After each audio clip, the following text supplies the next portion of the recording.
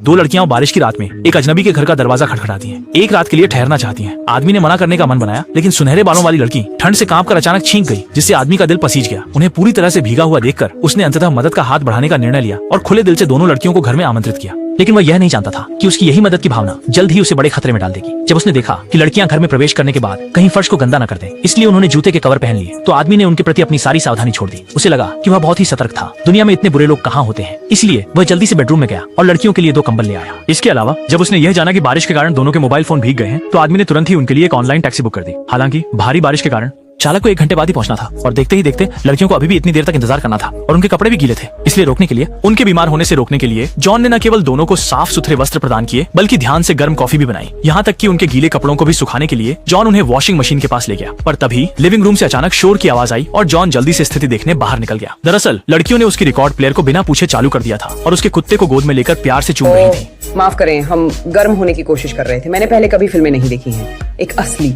कोई बात नहीं, बस सावधान रहें। जब देखा कि लड़कियां उसकी रिकॉर्ड प्लेयर में रुचि रखती हैं, जॉन तुरंत उत्साहित हो गया। इस समय कोई भी आदमी खुद को स्मार्ट दिखाने से मना नहीं करेगा, लेकिन उसने अभी 2 वाक्य ही कहे थे कि दोनों लड़कियां उसे गले लगाने लगी। उनकी आंखों में पूरी तरह से प्रशंसा थी। यह अचानक का दृश्य देखकर जॉन असहज महसूस करने लगा और जल्दी से उठकर दूसरे सोफे पर बैठ गया, सोचते हुए कि दूरी काफी है तो लड़कियां कुछ अजीब नहीं करेंगी। लेकिन कौन?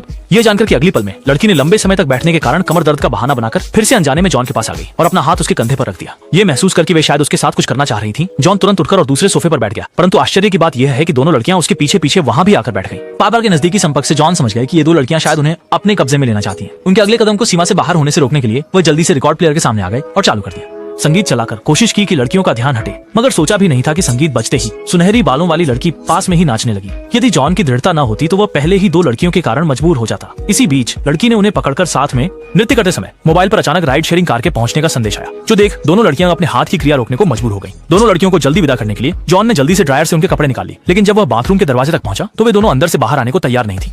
बाहर की चिंता